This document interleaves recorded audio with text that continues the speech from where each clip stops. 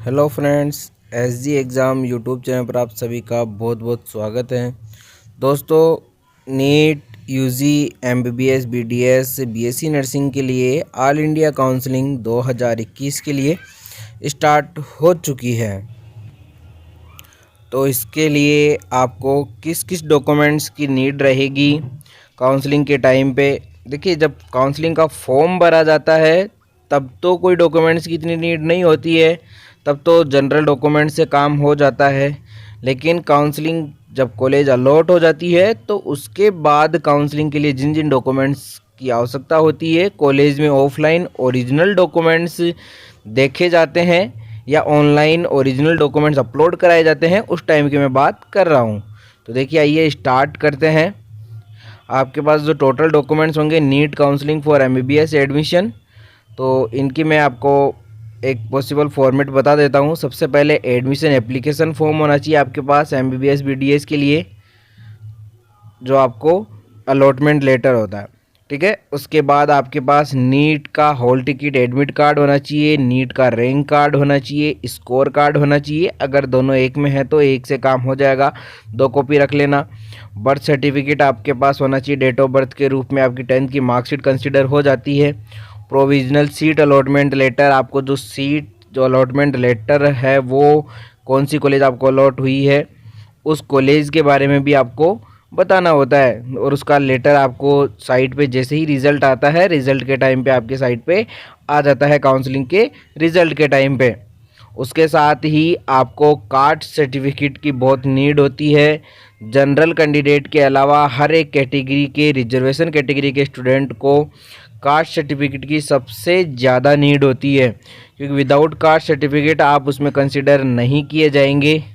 इस चीज़ का आप थोड़ा ध्यान रखें।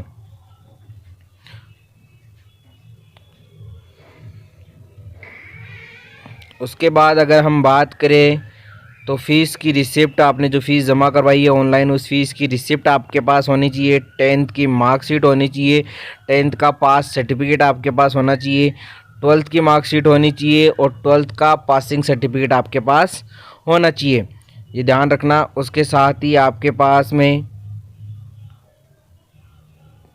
2-4 जो और डॉक्यूमेंट्स हैं, अगर ये कई कैंडिडेट्स के पास होता है, कईयों के पास नहीं होता है, पीयूसी। उसके बाद Aadhaar card as a address proof के रूप में आपके पास होना चाहिए। कैरेक्टर सर्टिफिकेट, लास्ट टाइम आप जिस स्कूल या कॉलेज से थे उसका आपके पास कैरेक्टर सर्टिफिकेट होना चाहिए। टीसी आपके पास होनी चाहिए, ट्रांसफ़र सर्टिफिकेट लास्ट टाइम वाले की। अगर आपके कॉलेज और स्कूल के बीच में, या आप जब अब वापस से कॉलेज ज्वाइन कर रहे हैं और इससे पहले जो लास्ट डिग्री की थी उसके बीच में आपके पास में गैप हो तो गैप सर्टिफिकेट आपके पास होना चाहिए। साथ में आपके पास माइग्रेशन सर्टिफिकेट होना चाहिए, डोमिनिकल सर्टिफिकेट, मूल निवास आपके पास होना चाहिए और फैमिली का इनकम प्रूफ। अगर आप फीस में कुछ रिजर्वेशन कंसेशन चाहते हैं तो अगर आपने इनकम प्रूफ पहले लगाया था तो अब आपको इनकम प्रूफ भी लगाना पड़ेगा। पैन कार्ड, पेरेंट्स में से किसी एक भी पेरेंट्स की, माता या पिताजी के किसी एक का आपको पैन कार्ड की फ़ोटोकॉपी साथ रखनी होगी। एड्रेस प्रूफ के रूप में आपको पेरेंट्स का एड्रेस प्रूफ देना होगा। पासपोर्ट साइज की आपको अपनी 8 फ़ोटो अपने साथ रखनी है। ये पासपोर्ट साइज की 8 फ़ोटो आपको अपने पास होनी चाहिए।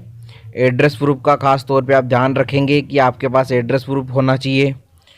और medical fitness certificate, medical fitness certificate भी आपका होना बहुत ज़रूरी है। दोस्तों, ये आपके डॉक्यूमेंट्स की लिस्ट है कंप्लीट।